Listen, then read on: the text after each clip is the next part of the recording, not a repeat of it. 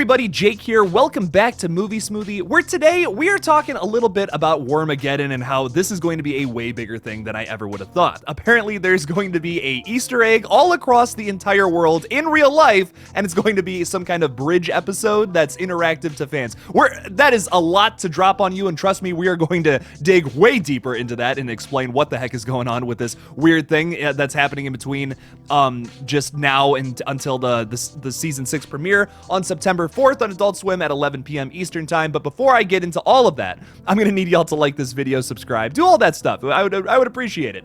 Now, I will say this, if you have not been following the Rick and Morty Season 6 updates, like everything that's been going on, you might want to check out this video up here before I get into all this, because there's a lot to explain. Like, if you have no idea what's been going on with Wermageddon, the countdown, the rickandmorty.com, that website, all these little teasers, you might want to watch those first before I talk about all this, because I don't think any of it will make sense. This is a really complicated, weird thing, and I do have some crazy theories about where this is going and how it's going to resolve the cliffhanger that we got left off with at the end of season 5. So, just to get you guys up to speed, last night on Adult Swim's YouTube channel, they posted a video titled Wermageddon in Mexico City, and it's this sculpture that is actually in Mexico City, and you can see matriarch Beth Smith as well as Supernova, who was of course voiced by Jillian Jacobs in season was it season 3 or yeah, season 3 during the Vindicators episode. They're both fighting the worm now. I don't know what's going on, but once again, we'll talk about theories in a second here. But let me give a little more background as to what the heck is going on. So apparently, this is some kind of crazy first-person like Easter egg that we're gonna have to do ourselves, and it's some kind of international treasure hunt, essentially, where we have to actually go find the answers to what is Wermageddon, what is going on with all this. We have series co-creator Dan Harmon saying it's literally a global story that unfolds mysteriously and dramatically. It's unprecedented, and Wermageddon is Adult Swim's way of putting fans that want to participate inside a living episode while they patiently wait for season 6 to drop.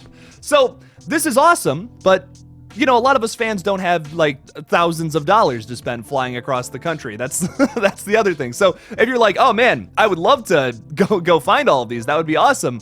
Yeah, it just seems a little expensive. But I will say this, we'll probably have the answers to everything that Wermageddon is sometime after Monday, which is apparently when yet another one of these statues is going to be revealed, as well as like that's when the rest of them are going to be unveiled, is according to this USA Today article. And just so you guys know, over the course of the next 2 weeks, the locations of 14 unique and immersive scenes across every continent, excluding Antarctica, will be unveiled. 9 of which are hidden, and 5 of which will be slowly revealed throughout these next 2 weeks until the season 6 premiere. So this is pretty...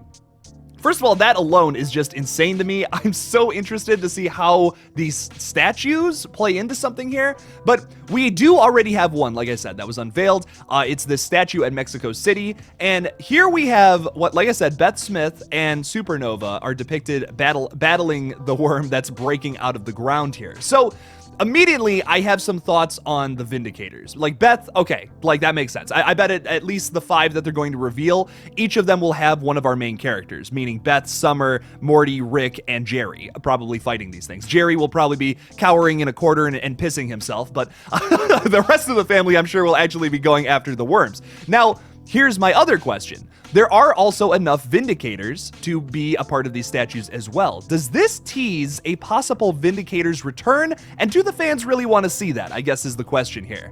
Because we have gotten this like little short film that was released on July 23rd over on the Adult Swim YouTube channel called Vindicators 2 First Love. And it's hilarious. I don't want to spoil it for you because they kind of tease it to be something more than it really is, but just go check it out. It's pretty funny. I don't want to spoil what it is. It doesn't really have anything to do plot-wise. It's actually presented as a prequel to Vindicators 3, which is, of course, the episode from season 3.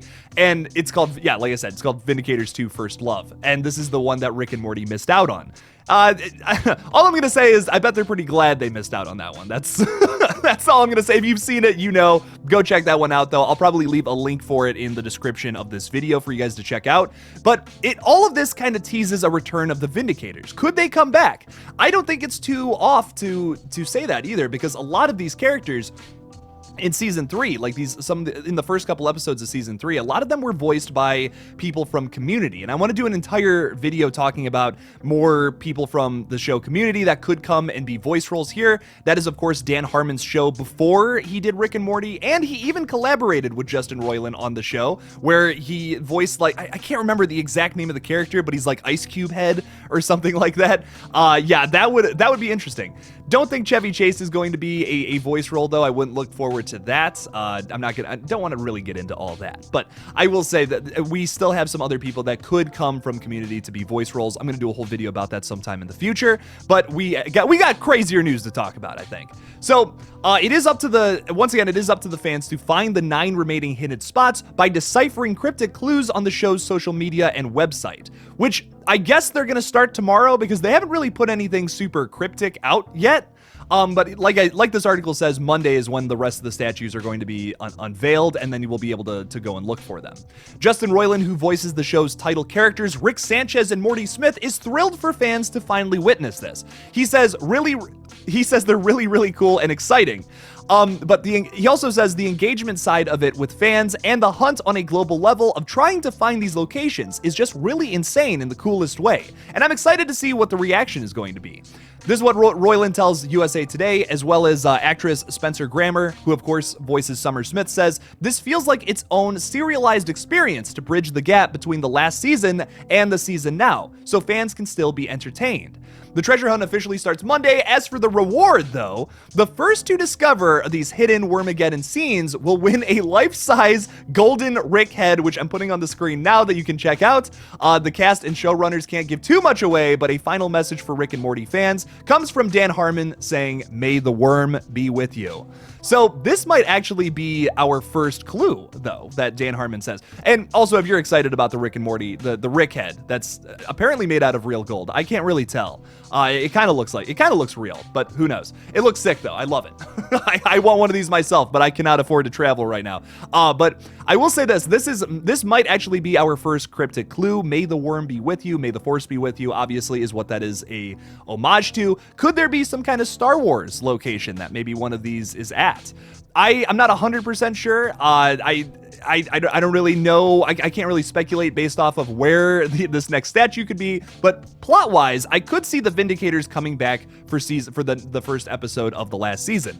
I did an entire video, which once again you can check out up here. It's come up in a little card, where I talk about how Space Beth might save our heroes, I guess heroes, anti-heroes maybe, Rick and Morty from the Citadel after it's been destroyed because his portal gun has been rendered useless by evil Morty. So how the hell do they get off of the Citadel at the beginning of season 6? My guess could be maybe the Vindicators save them at some point during Wermageddon. Maybe they go to Earth and they're like, oh my god, there's a bunch of worm creatures taking over the planet. We have to go take care of that. And the Vindicators on their way there save Rick and Morty, possibly bringing them back to Earth. That could be that could be what happens here. But once again, I do want to remind everybody, Space Beth is apparently involved in season 6, episode 1. So she's gonna play a big factor into it as well. Maybe we have dual storylines here, though, where it's Rick and Morty with Space Beth, who does save them at the end of at the Citadel, and the Vindicators are going to Earth to fight all of the worms. So it could be two storylines that collide at the end. It's nothing new for Rick and Morty. They've done this plenty of times before in the past, but that is a lot of characters in one episode. I mean, sure, once again, they typically have lots of crazy, zany characters. Not another thing that's new for Rick and Morty at all. I could see them doing this. My only weird thing about it, though, is the Vindicators episode is very much so hated. Like, people do not like that episode at all. So I don't know how that would go over with fans, even though I don't think it's the worst episode personally. What do you guys think, though? Leave me something about it in the comments below.